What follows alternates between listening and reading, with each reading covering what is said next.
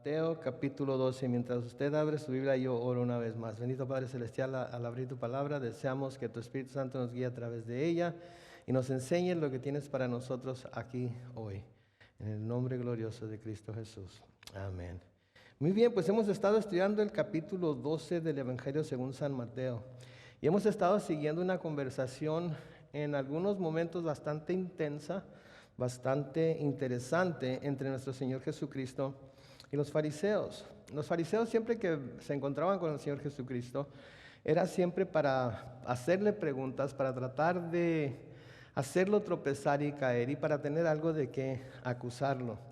La conversación que han estado teniendo durante nuestros últimos, ¿qué serán? 2-3 estudios que hemos tenido, da vueltas alrededor de un evento que comenzó en el versículo 22 de Mateo 12.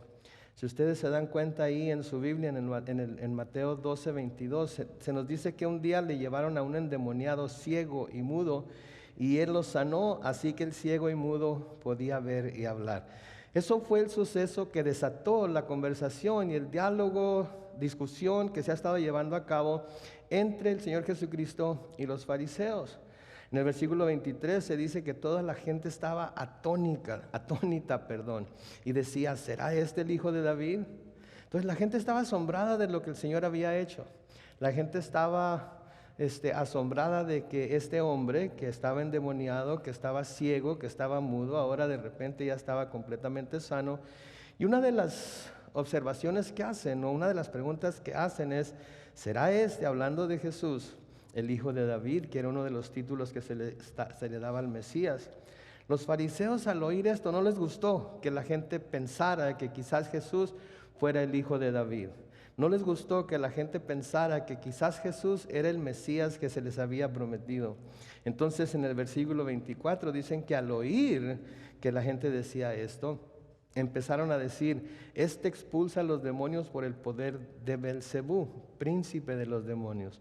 De nuevo, están tratando de poner a Jesús en una luz mala, están tratando de poner a Jesús de tal manera que cuando la gente piense en lo que ellos están diciendo, digan, quizás los fariseos tengan razón, que no es tanto que sea el hijo de David, sino que está haciendo lo que está haciendo por el poder de Belcebú, el príncipe de los demonios.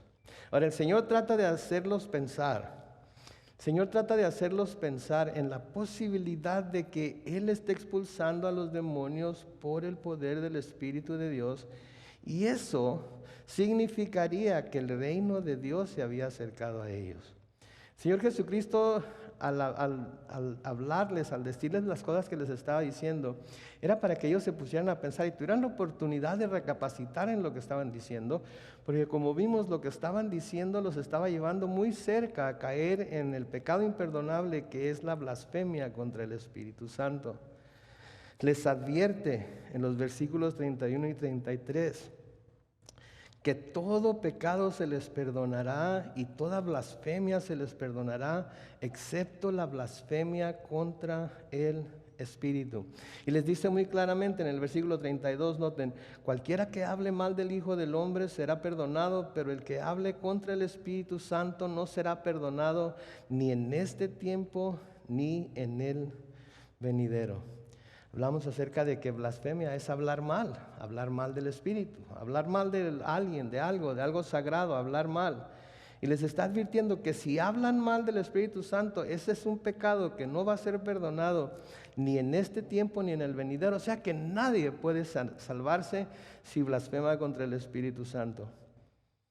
Pero Él también les hace saber y les recuerda, o no les recuerda, sino que ¿cómo les diré? Pone en evidencia lo que verdaderamente hay en sus corazones. Noten en el versículo 34, les dice, generación de víboras, ¿cómo pueden decir cosas buenas si son malos? Porque de la abundancia del corazón habla la boca. En otras palabras, no les importa que lo que estén diciendo sea malo, no les importa que lo que estén diciendo sea una blasfemia contra el Espíritu Santo, porque sus corazones son malos, porque ustedes son malos, y porque de la abundancia de su corazón habla la boca, y de la abundancia de su corazón están diciendo lo que están diciendo acerca de mí. Versículo 35, el hombre bueno saca cosas buenas del buen tesoro de su corazón, el hombre malo saca cosas malas de su mal tesoro. Pero yo les digo que en el día del juicio cada uno de ustedes dará cuentas de cada palabra ociosa que haya pronunciado, porque por sus palabras serás reivindicado y por tus palabras serás condenado. Entonces esa es la conversación que está teniendo el Señor Jesús con los fariseos hasta ahorita. Y me imagino que para este punto los fariseos se han de haber estado sintiendo bastante frustrados por todo lo que Él ha estado diciendo, porque saben que en todo ello se estaba refiriendo a la actitud que ellos tenían hacia Él y las obras que estaban haciendo. Y noten cómo responden a las cosas que Jesús les está diciendo. Versículo 38 de Mateo 12 dice, entonces algunos de los escribas y de los fariseos le dijeron, Maestro, deseamos ver una señal tuya. Noten cómo cambia un poco la manera en la que los fariseos y los escribas estaban hablando con el Señor Jesucristo. Cambian el tono, cambian la manera de hablarle, cambian la manera en la que se dirigen a Él. Y noten cómo le hablan con un aparente respeto, con una aparente seriedad. Pero a la luz de las cosas que le han estado diciendo, podemos deducir que tanto el respeto y la aparente seriedad de la petición son fingidos. Pero noten lo bueno que son para fingir. Primero le están diciendo, echa fuera a los demonios por el príncipe de los demonios. Pero ahora al no poder refutar lo que Él está diciendo, al no tener cómo responderle a Él lo que Él está diciendo, ahora quieren hacer creer que de alguna manera han encontrado una razón por la cual mostrarle respeto, por la cual reconocerlo como maestro. Le dicen, Maestro, deseamos ver de ti una señal.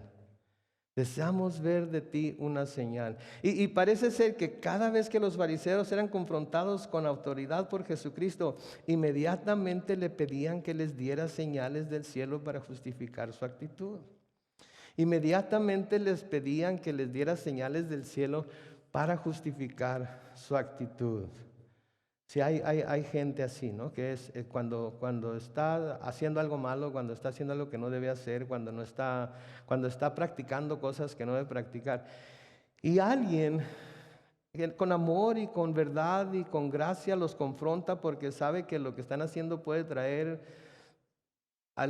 resultados muy contrarios, puede traer resultados que no van a ser de bienestar para él, para su familia, para ella, para sus hijos, etcétera, etcétera. Inmediatamente como que quieren poner en tela de duda la razón por la cual la persona los está confrontando. ¿Sí? ¿Quién se murió y te hizo rey? ¿Quién te dejó encargado a ti? ¿Quién te puso como encargado de la policía moral a ti? ¿Sí? ¿Quién te dio el derecho o qué te da el derecho de que tú les digas a otros o que tú me digas a mí lo que tengo o no tengo que hacer, lo que debo o no debo hacer? ¿Con qué autoridad hablas lo que hablas y dices lo que dices? Y así los fariseos estaban con Jesús. Cada vez que presentaba el Señor Jesucristo algo que manifestaba su autoridad como el Señor, como el Mesías, como el Hijo de David, ellos inmediatamente querían ver señales para justificar su actitud. Cuando el Señor purificó el templo echando fuera a los vendedores y los cambistas, todos se acuerdan de esa historia, ¿verdad? En el Evangelio de Juan. En Juan capítulo 2 y el versículo 18, cuando el Señor purificó el templo echando fuera a los vendedores y los cambistas, dice que los judíos preguntaron, ya que haces esto, ¿qué señal nos das? Ahí llega el Señor Jesucristo, entra al templo, ve a los cambistas, ve a los que están vendiendo, ve a los que están haciendo trueque ahí en el templo y hace un látigo y empieza a sacarlos a todos y echarlos volteando mesas de un lado para otro. Y los fariseos lo primero que hacen es, ya que haces esto, ¿qué señal nos das? Danos una señal.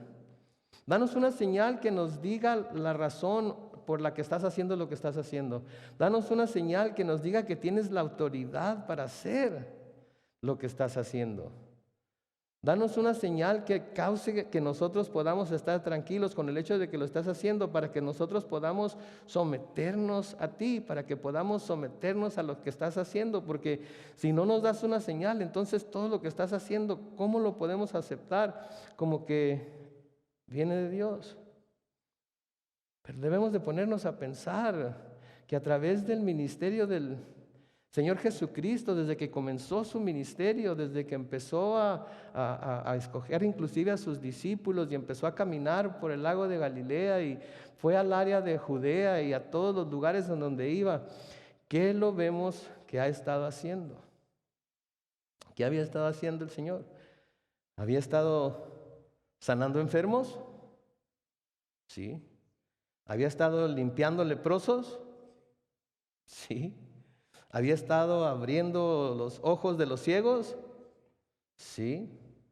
¿Había estado devolviendo la voz a los mudos? Sí. ¿Había estado librando a los endemoniados? Entonces, ¿les había dado suficientes señales de que Él tenía quizás la autoridad, de que Él era quien decía ser y que en lo que estaba haciendo lo estaba haciendo porque eso era lo que Dios le había enviado a hacer? ¿O no había dado suficientes señales? Claro que sí había dado suficientes señales. ¿Sí? Y después de que el Señor estaba haciendo todo esto, estas personas le piden una señal. Pero ¿saben qué? Siempre que se le pidió una señal al Señor Jesucristo, siempre que al Señor Jesucristo se le puso en esa situación en la que muéstranos, haz algo por favor. Sí, haz algo para que podamos creer en ti. Siempre, siempre, sí, siempre condenó el hecho de que se buscaran señales. Siempre condenó el hecho de que se buscaran señales, especialmente después de que ya había hecho innumerables señales delante de los ojos de todos. Ya había hecho bastantes señales delante de los ojos de todos. ¿Y saben qué, mis hermanos? Es fácil sobreestimar el poder de señales milagrosas para cambiar el corazón de los escépticos y de los que dudan. ¿Escucharon eso? Es fácil sobreestimar el poder de señales milagrosas para cambiar el corazón de los escépticos y de los que dudan. Hay mucha gente que pone mucho énfasis en señales, hay mucha gente que pone mucho énfasis en prodigios, hay mucha gente que pone mucho énfasis en milagros, ¿sí? Y hay campañas de milagros y hay reuniones en las que se hacen milagros y se trata de se trata de hacer manifestarse el poder de Dios delante de los que están ahí de una manera que parezca ser un milagro, porque creen que de esa manera va a haber más gente que va a creer en el Señor Jesucristo. Y déjenme decirles que los milagros no sirven para hacer creer a la gente en el Señor Jesucristo. Los milagros sirven para hacer que la gente busque siempre milagros y no al Señor Jesucristo en realidad. Porque mientras los milagros estén dándose, hay gente. Pero cuando los milagros dejan de ser, la gente también deja de ser. Y tenemos que tener mucho cuidado de no sobreestimar el poder de las señales milagrosas para cambiar el corazón de los escépticos y de los que dudan, porque no los van a cambiar. Si hay mucha gente incrédula que cuando se enferma, ahorita hay mucha gente incrédula enferma y nos piden que oremos por ellos y que les pidamos al Señor que los sane y que les restaure su salud, especialmente si han estado sufriendo de COVID, etcétera, etcétera. Y hay mucha gente que ha pasado por todo, se ha orado por ellos, ha pasado por todo el proceso del COVID y han salido del otro lado y ahora que ya no tienen COVID, se acercaron más a Dios. Se dieron la tarea de servirlo más, de buscarlo más, de querer servirlo más, de querer conocerlo mejor, de mostrar su gratitud hacia Él por lo que Él hizo a pesar de que ellos no creían en Él. No, porque los milagros y las sanidades y todos estos tipos de cosas no sirven para cambiar el corazón de los escépticos y de los que dudan. El apóstol Pablo nos dice en 1 Corintios capítulo 1, en los versículos 21 al 25, Primera de Corintios capítulo 1, versículos 22, al 25. Los judíos piden ¿qué? Y los griegos van tras la sabiduría. Pero noten lo que Pablo dice: pero nosotros predicamos a Cristo crucificado, que para los judíos es ciertamente un tropezadero y que para los judíos es ciertamente un tropezadero y para los no judíos una locura. Pero para los llamados, tanto judíos como griegos, Cristo es poder de Dios y sabiduría de Dios, porque lo insensato de Dios es más sabio que los hombres y lo débil de Dios es más fuerte que los hombres. ¿Se dan cuenta entonces? Que siempre ha sido así, siempre ha sido así. Hay quienes piden señales, hay quienes piden sabiduría, hay quienes piden todo tipo de cosas para poder creer. Pero ¿qué dice Pablo? Pero nosotros predicamos a Cristo crucificado.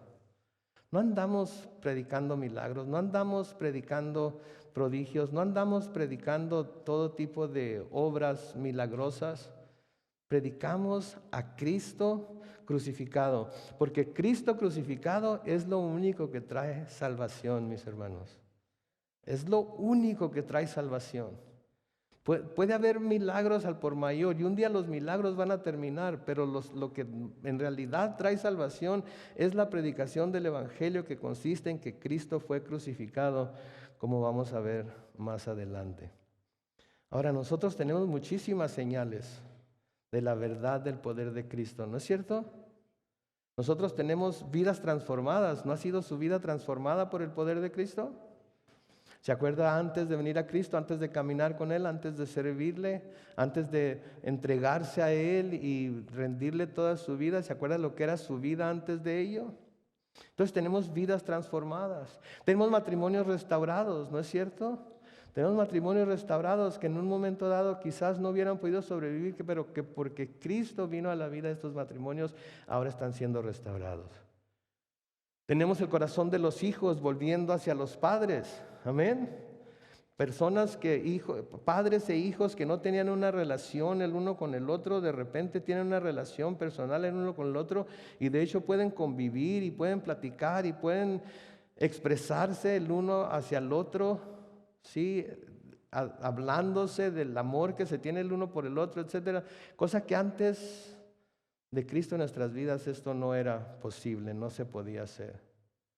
Y hay relaciones entre los hijos y los padres también restauradas, nuestras relaciones personales, nuestras relaciones en el trabajo, la manera que tenemos de ver las cosas ahora en el mundo es completamente diferente. ¿Por qué? Porque Cristo ha venido a nuestras vidas. Todas ellas son señales del poder de Cristo. Todas ellas son señales de que Él tiene poder transformador.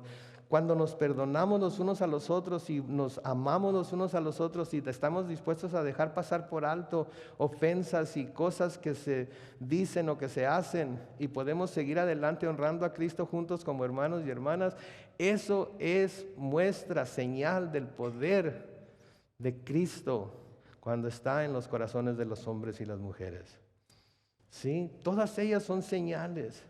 Sin embargo, el mundo sigue pidiendo señales, el mundo sigue pidiendo que de alguna manera se manifieste de alguna milagro poderoso para poder creer en Él. Y saben que eso no va a suceder. Ahora noten cuando ellos piden esa señal, lo que les dice en el versículo 39 de Mateo 12. Pero Él les dijo: la generación mala y adúltera demanda una señal, pero no tendrán más señal que la del profeta Jonás. Porque así como Jonás estuvo 3 días y 3 noches en el vientre del gran pez, así también el Hijo del Hombre estará 3 días y 3 noches en el corazón de la tierra. Noten, generación mala y adúltera demanda una señal, pero no tendrán más señal que la del profeta Jonás. Ahora, los que conocen la historia de Jonás saben exactamente de lo que el Señor está hablando aquí, ¿no es cierto? Todos conocemos la historia, los que conocemos la historia de Jonás, sabemos que Jonás fue enviado por el Señor a predicar a Nínive. ¿Y qué fue lo que hizo Jonás después de que el Señor lo manda a predicar a Nínive? Se va en dirección opuesta. Se sube a un barco que va en dirección opuesta a donde el Señor lo envió. ¿Sí? Ahora, mientras Jonás va en ese barco en dirección opuesta a donde el Señor lo envió, ¿qué sucede? ¿Se acuerdan? Una gran tormenta y un tormentón tremendo. Y todos los que van en el barco con Jonás empiezan a clamar a sus dioses, empiezan a pedir que sean salvos de la tormenta, etcétera, etcétera. Hasta que finalmente Jonás decide que va a confesar que la razón por la que este barco está pasando por esta tormenta es él, porque está desobedeciendo a Dios. ¿Y qué les dice a los marineros del barco en el que va? Les dice, échenme por la borda, ¿verdad? Y así todo se va a calmar. En Jonás capítulo 1, los versículos 15 al 17 dice, entonces tomaron a Jonás y lo arrojaron al mar, y la furia del mar se calmó. Y aquellos hombres sintieron gran temor del Señor, y le ofrecieron un sacrificio, y le hicieron votos. Pero el Señor tenía preparado un gran pez para que se tragara a Jonás, y Jonás estuvo en el vientre del pez 3 días y 3 noches. Entonces el Señor Jesucristo les está diciendo, ok, ¿quieren una señal? ¿Quieren una señal? ¿Quieren algo que les diga a ustedes que yo tengo la autoridad para hacer lo que estoy haciendo? ¿Quieren algo que les diga a ustedes que yo soy verdaderamente el Hijo del Hombre? ¿Quieren algo que les diga a ustedes que yo soy el Mesías, que yo soy el que he venido para restaurar a Israel, etcétera? ¿Quieren una señal? Ahí les va. La señal que les voy a dar es la señal de Jonás, que así como él estuvo 3 días y 3 noches en el vientre del gran pez, así también el Hijo del Hombre estará 3 días y 3 noches en el corazón de la tierra. Sabemos que esto es solo una imagen que Jesús está presentando aquí de los 3 días y 3 noches que él iba a estar ¿en dónde? En el sepulcro. Que él iba a estar en la tumba. Que él iba a estar sepultado 3 días y 3 noches. De nuevo, en Juan capítulo 2, los versículos, comenzando con el versículo 18, dice, y los judíos preguntaron, ya que haces esto, ¿qué señal nos das? Versículo 19 dice, Jesús les respondió, destruyan este templo y en 3 días lo levantaré. Entonces los judíos le dijeron, este templo fue edificado en 46 años y tú en 3 días lo levantarás. Pero él hablaba del templo de su cuerpo. ¿Se acuerdan? Pablo dice, yo no vengo con milagros, no vengo con prodigios, no vengo con ninguna de esas cosas. Yo vengo a predicar a Cristo y el crucificado. Aquí el Señor Jesucristo nos está diciendo también que si queremos una prueba, aparte de las que ya nos ha dado, pero que si queremos una prueba que nos diga que Él es quien dijo ser, lo único que tienen que ver es a la muerte y resurrección de Cristo. Lo único que tienen que hacer es ver a la muerte y resurrección de Cristo. Y esto nos dice que con todo lo que hizo el Señor Jesucristo durante su ministerio terrenal, todos los milagros, todas las sanidades, todas las expulsiones de demonios, todas las cosas tan grandes que hizo, lo que comprueba que Él era quien decía ser fue el hecho de que murió y al 3er día resucitó. Eso es lo que comprueba que Él es quien es. Eso es lo que comprueba que en Él estamos seguros. Eso es lo que comprueba que en Él podemos estar completamente confiados y podemos estar completamente seguros de que todo lo que nos ha prometido se va a llevar a cabo. Podemos estar completamente seguros de que todo lo que nos ha dicho que va a suceder va a suceder, porque Él murió, estuvo sepultado 3 días y luego resucitó. Sí, el apóstol Pablo, les voy a pedir que busquen en su Biblia, el apóstol Pablo, sí, nos dice algo muy importante acerca de esto. Sí, en Primera de Corintios capítulo 15, busquen en sus Biblias, Primera de Corintios capítulo 15. Primera de Corintios capítulo 15. Los versículos 1 al 4 dice: además, hermanos, les anuncio el evangelio que les prediqué, que es el mismo que ustedes recibieron y en el cual siguen firmes. Por medio de este evangelio serán salvos, siempre y cuando retengan la palabra que les he predicado. De no ser así, habrán creído en vano. En primer lugar, les he enseñado lo mismo que yo recibí, que conforme a las Escrituras, Cristo murió por nuestros pecados y que también conforme a las Escrituras fue sepultado y resucitó al tercer día. ¿Se dan cuenta ustedes lo que está diciendo Pablo aquí? Por medio de este evangelio serán salvados. ¿Por medio de qué? Por medio de este evangelio serán salvados. Siempre y cuando retengan la palabra que les he predicado. De no ser así, habrán creído en vano. En primer lugar, les he enseñado lo mismo que yo recibí, que conforme a las Escrituras, Cristo murió por nuestros pecados, y que también conforme a las Escrituras fue sepultado y resucitado al tercer día. ¿Sí? Eso es todo lo que necesitamos saber.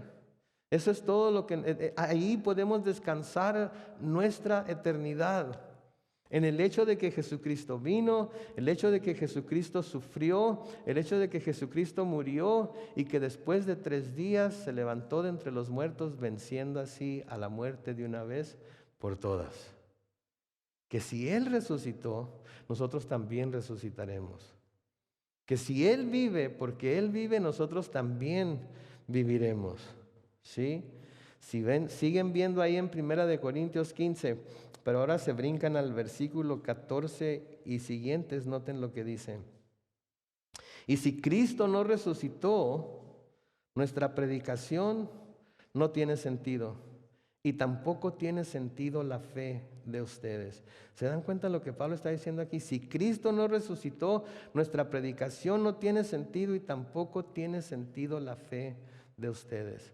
No dice si Cristo no hizo milagros, no dice si Cristo no sanó ciegos, no dice si Cristo no echó fuera demonios, dice si Cristo no resucitó. Nuestra predicación no tiene sentido y tampoco tiene sentido la fe de ustedes.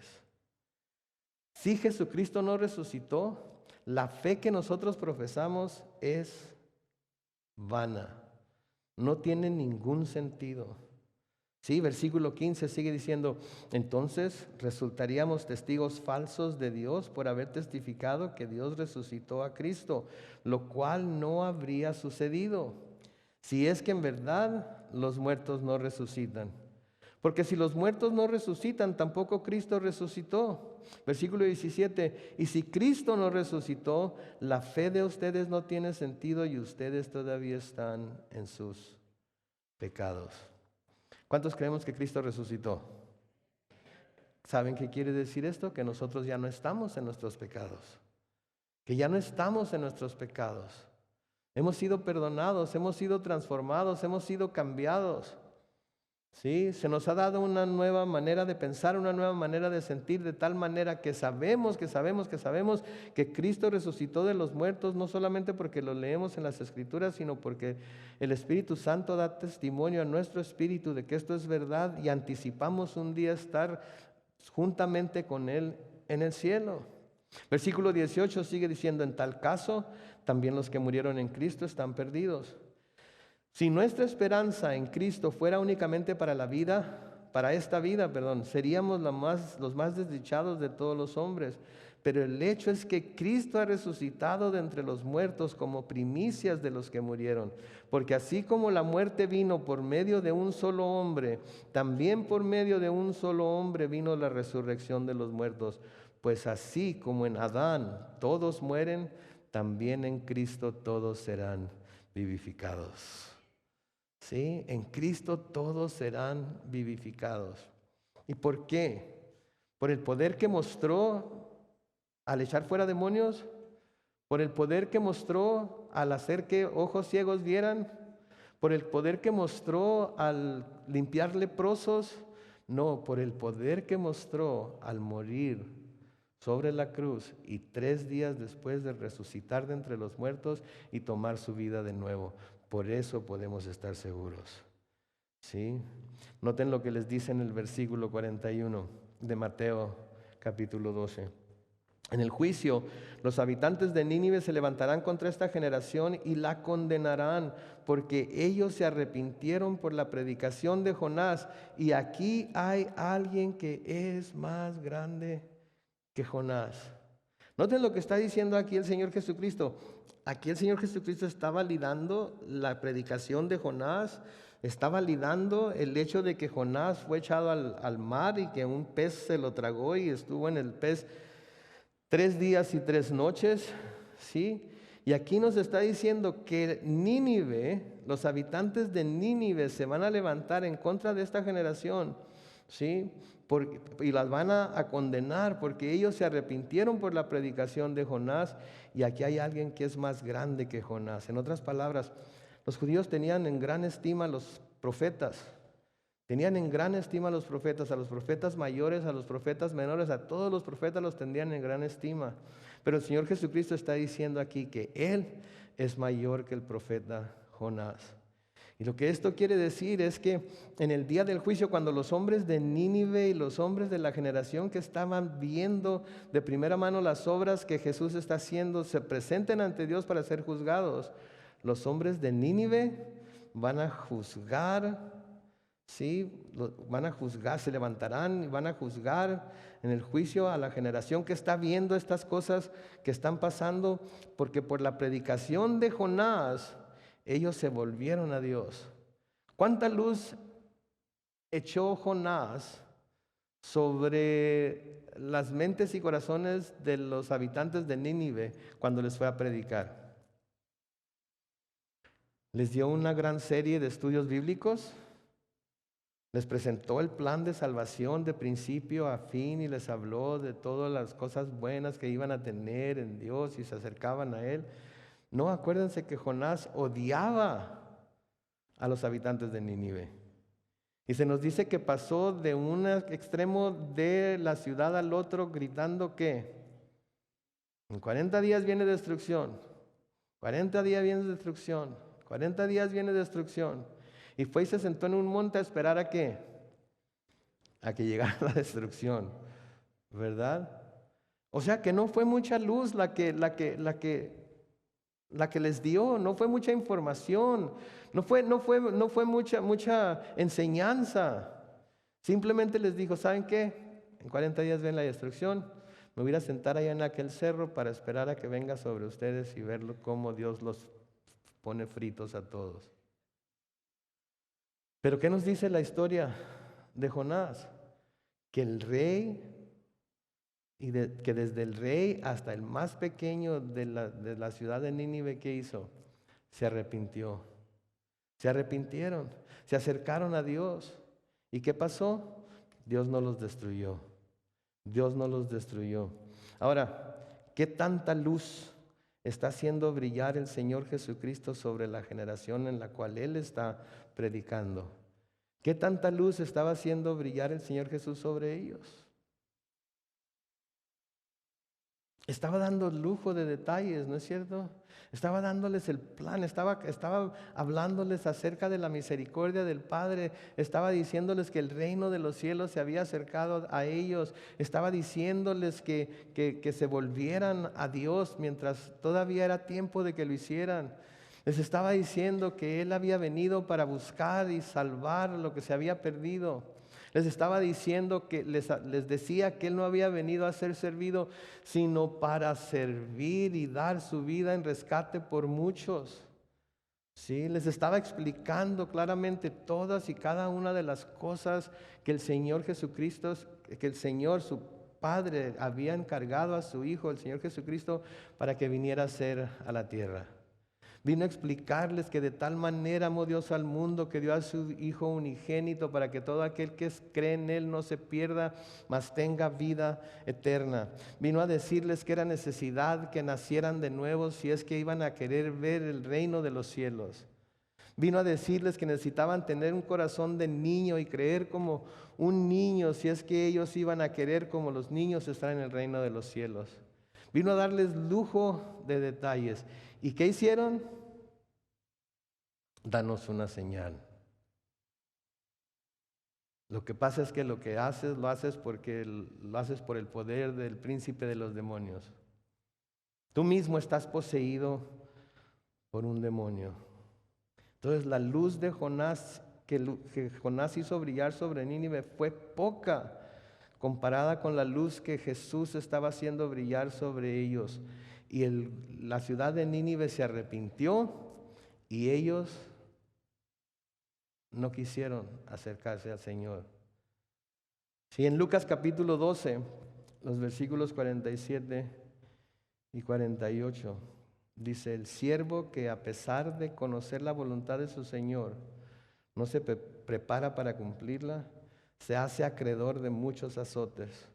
Pero el que se hace acreedor a recibir azotes sin conocer la voluntad del Señor, será azotado poco. Noten lo que dice: porque al que se le ha dado mucho, también se le exigirá mucho. Y al que se le confía mucho, se le pedirá más todavía. Ahora, vimos la luz que Jonás hizo brillar sobre Nínive. Fue muy poca, ¿no es cierto? Vemos la luz que el Señor Jesucristo hace brillar sobre la generación a la que vino a servirle, a la que vino a predicarle, a la que vino a presentarse como el Mesías. Y fue mucha más, ¿verdad? Ahora, ¿cómo comparamos la luz que el Señor Jesucristo vino a dar a esa generación con la luz que ahora nosotros tenemos, ahora que tenemos todas las escrituras delante de nosotros? ¿Qué tanta luz tenemos nosotros? Muchísima luz, ¿no es cierto? Porque a los que Jesús les estaba predicando les podía hablar acerca de que la única señal que tendrán es que destruyan este templo y en 3 días yo lo levantaré, etcétera, etcétera. Pero muchos de ellos no entendieron, la mayoría de ellos no entendieron. Cuando escucharon acerca de estar en la tierra, ¿sí? Así como Jonás estuvo 3 días y 3 noches en el pez, la mayoría no lo entendieron, ¿sí? Pero nosotros estamos ya de este lado de la cruz y nosotros lo entendemos absolutamente todo, ¿no es cierto? Nosotros lo entendemos absolutamente todo. La luz ha brillado delante de nosotros como no ha brillado delante de muchísimas generaciones. Nosotros tenemos la historia completa, es más, nosotros sabemos cómo termina la historia porque tenemos hasta el libro del Apocalipsis, amén. Entonces, lo que tenemos que hacer, ¿sí?, es que si tenemos tanta luz de parte del Señor Jesucristo, si tenemos tanta luz que ha brillado delante de nuestros ojos, si tenemos tanta luz que nos ayuda a entender quién es Jesús, lo que hizo Jesús, lo que sigue haciendo Jesús, entonces no tenemos excusa, ¿sí?, de no seguir, a buscar lo que es importante para el Señor, ¿sí? Porque al que mucho se le ha dado, también se le exigirá mucho, y al que se le confía mucho, se le pedirá más todavía. Luego noten lo que dice en el versículo 42. Versículo 42. Dice: en el juicio, la reina del sur se levantará contra esta generación y la condenará, porque ella misma desde los confines de la tierra, porque ella vino, desde los confines de la tierra para escuchar la sabiduría de Salomón. Y luego escuchen lo que dice el Señor Jesucristo aquí. Y aquí hay alguien que es más grande, que Salomón. En el juicio, la reina del sur se levantará contra esta generación y la condenará, porque ella vino desde los confines de la tierra para escuchar la sabiduría de Salomón. Y aquí hay alguien que es más grande que Salomón. Nuevamente, ¿se acuerdan quién es la reina del sur, verdad? ¿Se acuerdan que vino desde el África, vino a buscar a Salomón por toda la sabiduría que había escuchado que tenía, etcétera, etcétera? Y viajó todo ese camino tan largo como era y tanto tiempo como duró en llegar con tal de escuchar la sabiduría de Salomón. Y dice, esta reina se va a levantar junto con esta generación y los va a condenar. Porque ella se dio a la tarea de buscar la sabiduría de Salomón. Y he aquí hay alguien que es más grande que Salomón. ¿Quién era más grande que Salomón? Jesús. Jesús. Es impresionante, ¿sí? Es impresionante la grandeza de la declaración de Jesús en este pasaje, ¿sí? Pararse frente a estos líderes religiosos y declarar ser más grande que el rey más rico y sabio de Israel. Se necesitó de agallas, se necesitó de audacia, se necesitó de valor, ¿sí? Pero él sabía lo que era, él sabía quién era. Y no le importaba lo que los fariseos fueran a pensar de lo que estaba diciendo, porque dijera lo que dijera, de todas maneras los fariseos y los escribas iban a buscar la forma de tergiversar las cosas para hacer que pareciera que estaba diciendo cosas que él no estaba diciendo. Pero una cosa de que estaba diciendo que era muy cierto, y es que él era aún mayor que Salomón. Él era más grande que Salomón. Sí me explico, sí entienden lo que les estoy diciendo. Saben que Jesús ahora está por el poder del Espíritu Santo, ahora está en cada uno de nosotros. Jesús ahora, por el poder del Espíritu Santo, está con nosotros siempre.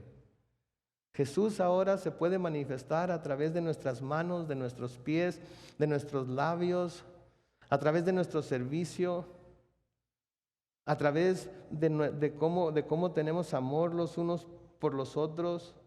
¿Sí? Jesús se puede manifestar de esa manera y podemos nosotros ser los vehículos por medio de los cuales traigamos al mundo de hoy estos mismos mensajes que el Señor Jesucristo estaba trayendo a esa generación cuando Él vino a predicar a esta tierra.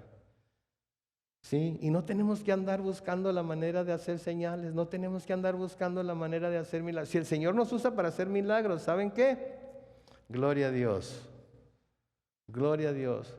Pero si para lo único que nos usa es para la predicación de la verdad, del Evangelio, de que Jesucristo vino a esta tierra, murió y fue sepultado y al tercer día resucitó, eso es todo lo que necesitamos. Eso es lo que el mundo necesita oír. No tantas otras cosas, no tantas otras filosofías, no tantas otras situaciones que en el mundo se está tratando de dar para ponerlas en el lugar del verdadero evangelio, en el lugar del verdadero mensaje de salvación. Y por eso nosotros podemos seguir declarando con toda confianza y sin ningún temor que Jesús es el Señor y que es el único nombre dado a los hombres por medio del cual puedan ser salvos. Podemos creer y confiar en que un día volverá en las nubes con gran gloria por su iglesia y así estaremos con Él para siempre. ¿Sí? Y si el mundo quiere ver señales, ¿saben qué? Les mostramos nuestras vidas cambiadas. Les testificamos. ¿Sabes qué? Antes de Cristo yo era esto y aquello, pero ahora en Cristo soy una criatura completamente diferente. ¿Sabes qué? Antes de Cristo yo no me llevaba bien ni con mis hijos, ni con mi esposa. A veces hasta con mi sombra me daba trabajo llevarme bien, pero ahora en Cristo tengo paz con todos. ¿Sí? Antes de Cristo mi corazón estaba lleno de ira, de coraje, de venganza, estaba lleno de amargura, pero ahora en Cristo tengo una nueva perspectiva de la vida y me doy cuenta de que no vale la pena vivir con un corazón lleno de ira, de amargura y de venganza, porque la vida es muy corta. La vida es muy corta y en cualquier momento puedo ser llamado a la presencia del Señor y toda esa ira, toda esa contienda, todo ese coraje, toda esa venganza, ¿de qué me sirvió? Sí, ahora no me malentiendan, a menudo Se hacen cosas en contra nuestra que sentimos, somos seres humanos y sentimos, pero tenemos que constantemente estarle entregando esas cosas a nuestro Señor Jesucristo para que Él nos ayude a seguir adelante bien arraigados en nuestra fe y bien cimentados en lo que la palabra de Dios dice. Entonces quiero dejarlos en esta tarde, mientras el grupo de alabanza pasa al frente una vez más, leyéndoles una vez más, 1 Corintios capítulo 15, los versículos 1 al 4. Además, hermanos, les anuncio el evangelio que les prediqué, que es el mismo que ustedes recibieron y en el cual siguen firmes. Por medio de este evangelio serán salvados siempre y cuando retengan la palabra que les he predicado. De no ser así, habrán creído en vano. En primer lugar, les he enseñado lo mismo que yo recibí, que conforme a las Escrituras, Cristo murió por nuestros pecados y que también conforme a las Escrituras fue sepultado y resucitado al tercer día. Amén. Oremos. Padre Celestial, te damos gracias, Señor, en esta tarde por tu amor y misericordia. Gracias, Señor, por lo que nos has dejado en tu palabra y nos has enseñado, Señor, acerca de tu fidelidad, de tu amor y de tu misericordia, Señor. Gracias, Padre, porque no necesitamos de señales. Las señales las tenemos en nuestras propias vidas, Señor. Las señales las tenemos en nuestras vidas transformadas, en nuestros corazones cambiados. Las señales las tenemos en lo que has hecho por nosotros, en nosotros y en lo que estás haciendo a través de nosotros. Así es que hoy, Señor, nos encomendamos a ti y te pedimos que nos sigas llenando de tu Espíritu Santo. Que nos sigas enseñando, Señor, que tenemos un mensaje real, un mensaje digno de ser contado al resto del mundo, que necesita escuchar que hay salvación en Cristo Jesús. Tú eres el Dios que adoramos, Señor. Tú eres el Dios delante del cual, Señor, traemos nuestra adoración y nuestras alabanzas. Tú eres el Dios delante del cual traemos nuestras peticiones y al cual nos acercamos ahorita pidiéndote, oh Dios, que tú sigas transformándonos día con día, Señor. Que tú sigas haciéndonos, convirtiéndonos en las personas que quieres que seamos. Bendecimos tu nombre entonces, oh Dios. Te damos la honra y la gloria en el nombre de Cristo Jesús. Y todos decimos, amén.